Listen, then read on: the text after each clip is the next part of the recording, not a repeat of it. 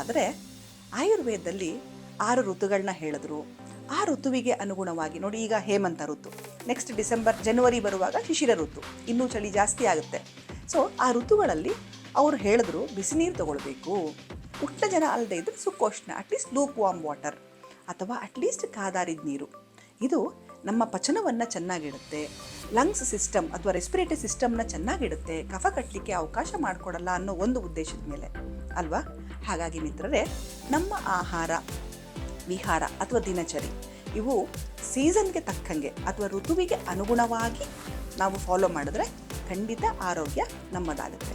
ಹಾಗೂ ಮಕ್ಕಳನ್ನ ಸಾಮಾನ್ಯವಾಗಿ ಕಳಿಸುವಾಗ AC ಕಾರಲ್ಲಿ, ಅಂದರೆ ಧೂಳು ಬರುತ್ತೆ ಅಂತ ಹೇಳಿ ಕವರ್ ಮಾಡಿಕೊಂಡು ವಿಂಡೋಗಳನ್ನ ಸಾಮಾನ್ಯವಾಗಿ AC ಕಾರಲ್ಲಿ ಹೋಗೋದುಂಟು.